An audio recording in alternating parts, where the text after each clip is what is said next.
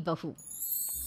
हाय रब्बा, अरे नास पीटी, पसीने बहा बहा के पूरे घर में पसीने की बाढ़ को बुलावा दिया है तूने। अरे तो मैं क्या करूं माँ जी, आप ही बताओ। अरे भगवान से गुहार लगाओ के उठा ले मुझे। ये कहानी है अक्षरा की, जिसे शादी के पहले से बहुत पसीना आता है, फिर चाहे वो गर्मी हो या बरसात हो या फिर ठंड हो, शादी तो जैसे तैसे हो जाती है। अक्षरा के पति रणवीर को ये बात पता नहीं होती कि अक्षरा को इतना ज्यादा पसीना आता है, और ना ही उसकी सास कौशल्या और ससुर ब्रिजमोहन को पता था। लेकिन वक्त के साथ साथ कुछ ही दिनों में अक्षरा के पसीने से सभी को काफी दिक्कत होने लगती है। तो चलिए होते हैं रूबरू इस पसीने वाली बहू से। बहू, अरे ओ अक्षरा बहू, कहाँ मर गई? क्या हुआ माँ जी, बोलिए। अक्षरा पसीने से लदी हुई थी और उससे बहुत ज्यादा गंदी बदबू आ रही थी, जिससे सभी अपने नाक पर हाथ रख लेते हैं। हाय रब्बा, इतनी गंदी बदबू तो गटर की भी नहीं आती। सीरियसली यार अक्षरा, तुम्हारे पसीने की बदबू दूर दूर तक आ रही है। तो मैं किसी बर्फीले इग्लू में बैठकर खाना नहीं बना रही हूँ। इतनी गर्मी है, 2 मिनट गैस के सामने खड़े रहो तो पूरा पसीने से नहा लेते हो आप। इतनी भयंकर गर्मी है, अगर इतनी प्रॉब्लम है तो लगा लो ना रसोई में भी एसी। हाँ हाँ लगा लेते हैं। वैसे भी तेरे मायके वालों ने हमें ट्रक भर के नोटों की गड्डी जो दी है, हैं? क्या बात करती है? मैं भी चूल्हा चौका कर चुकी हूँ, लेकिन इतना पसीना मुझे तो कभी नहीं आया। ऐसे ही एक दिन कौशल्या देखती है कि खाना बनाते समय अक्षरा के माथे का पसीना टपक कर कढ़ाई में गिर रहा है। हाय रब्बा, अरे करम जलियों की महारानी, ये देख, देखिए तेरे पसीने की टंकी का लीकेज बह के अब हमारे खाने में भी टपक रहा है। अब अपना खारा पानी तू नमक के तौर पर इस्तेमाल करेगी क्या हमारे खाने में? माँ जी, मैंने जानबूझकर नहीं किया है। और रही बात पसीने की टपकने की, तो इसी बहाने ये घट्टी की सब्जी ना और भी नमकीन और स्वादिष्ट हो जाएगी मेरे पसीने की मिलावट से। छी छी छी छी, मैं जा रही हूँ बाथरूम, क्योंकि मुझे तो तेरी बातों को सुनकर और ये खाना देखकर ही उल्टी आ रही है। आज तो कुछ नहीं पकाएगी। आज हम तीनों तुझे छोड़कर बसंत भोजनालय चले जाएंगे। तू अकेले ही चखते बैठ अपने पसीने से भरे हुए ये व्यंजन। अगले दिन जब रणवीर दफ्तर से घर आता है, तभी वो अपने कमरे में अक्षरा से कहता है, अक्षरा, कल बॉस की वाइफ का बर्थडे है, इसलिए उन्होंने हमें खास न्योता दिया है, तो तुम और मैं कल पार्टी में जाएंगे। मैं ब्लैक कोट पहनूंगा, तो तुम ब्लैक साड़ी पहन लो। ओके पति जी, और कोई आदेश? नहीं नहीं, आदेश नहीं, लेकिन एक रिक्वेस्ट है। वैसे तो पार्टी में एसी होगी, लेकिन फिर भी ना तुम पूरी परफ्यूम की बोतल को अपने ऊपर छिड़क के ही चलना। एक क्या, मैं तो कहता हूँ 5 चाय बोतल को छिड़क लो ना, क्योंकि अगर किसी ने तुम्हारे पसीने की बदबू को सूंघ लिया ना तो फालतू में सीन क्रिएट हो जाएगा वहां पर, ठीक है? मुंह टेढ़ा करके अक्षरा जवाब देती है, ठीक है, लगा लूंगी, खुश। अगले दिन पार्टी के लिए अक्षरा सच में 5 परफ्यूम की बोतल को अपने ऊपर छिड़क कर सच धज के रणवीर के साथ पार्टी में चली जाती है।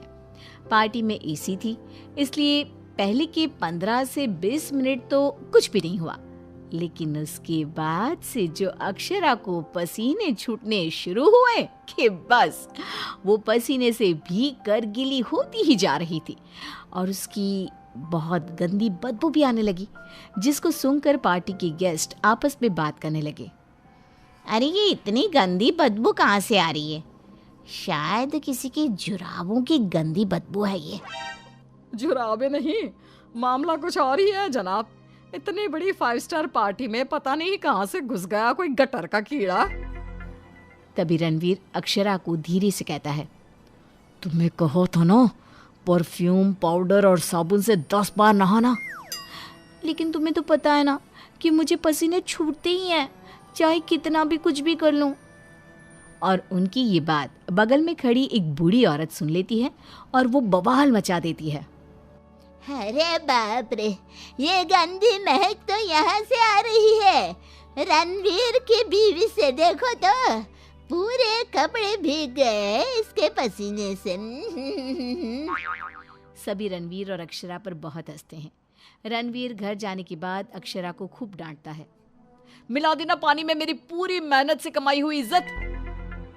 अरे अक्षरा बहू, किस मिट्टी की बनी हो तुम, जो पसीने का झरना बहता ही रहता है तुम्हारे बदन से 12 महीने और 2400 घंटे नॉन स्टॉप। अरे अभी तो इस कलमुहे के कलेजे को ठंडक पड़ी होगी। लोगों के कुंडली में मार्केश दोष होता है, लेकिन हमारी बहू की कुंडली में पसीना दोष है। अक्षरा को अपने ससुराल वालों की बातें सुनकर बहुत बुरा लगता है, लेकिन फिर भी वो कुछ नहीं कहती और अपने पसीने बहने को अपनी गलती मानकर चुप रह जाती है। दिन बीतते जाते हैं, गर्मी का प्रकोप बढ़ते जाता है और अक्षरा के लिए गर्मी और भी बड़ी मुसीबत बन जाती है। उसे पसीने से पूरे हाथ, पांव, गले, चेहरे और बदन पर घमौरियां आ जाती है, जिसके कारण उसे खूब जलन महसूस होती है। बहुत जलन हो रही है। माँ जी ने एसी का रिमोट भी छुपा के रखा है, इसलिए ताकि मैं एसी ना लगाऊं और बिजली का बिल बच जाए। मम्मी जी, बहुत आग लग रही है। अक्षरा जाकर बाल्टी भर पानी अपने आप पर डाल देती है, तब जाके उसे थोड़ी सी राहत मिलती है।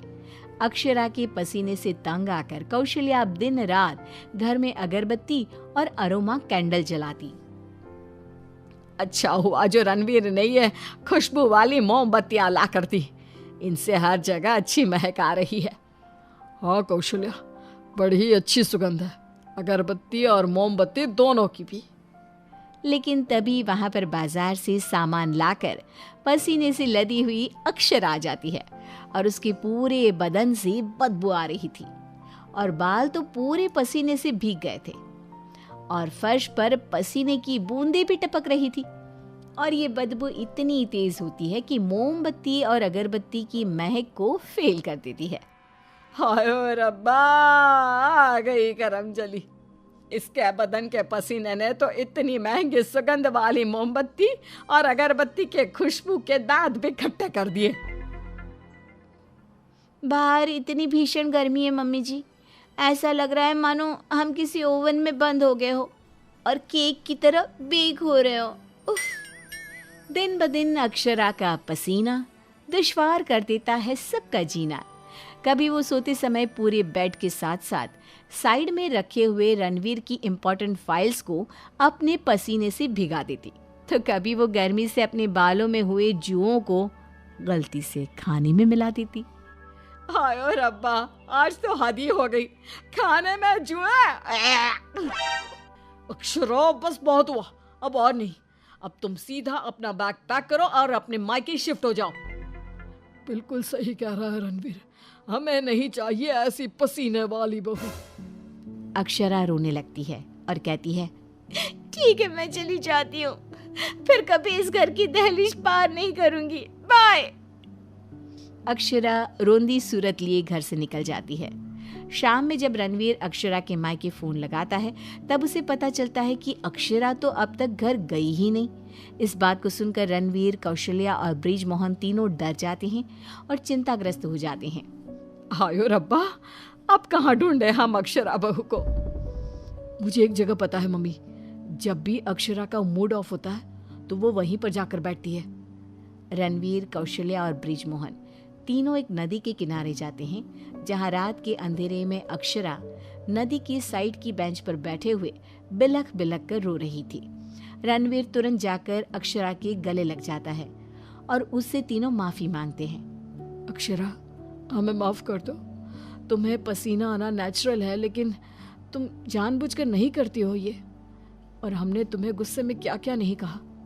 हाँ अक्षरा बहू, प्लीज माफ कर दे बेटा। तेरे इस पसीने को ना मैं यूं मिनटों में चुटकी बजाकर आयुर्वेदिक और घरेलू उपायों से भगा दूंगी, तू देखना बेटा। हाँ, और अगर उससे भी ना होए तो मेरे पहचान में मेरा एक डॉक्टर दोस्त है, तुम्हारे इस पसीने की तकलीफ का हम सब मिलकर डट कर सामना करेंगे। Thank you. देर से ही सही आप लोगों को मेरा दर्द समझ में तो आया। मैं बहुत लकी हूँ कि मुझे आप जैसे ससुराल वाले मिले।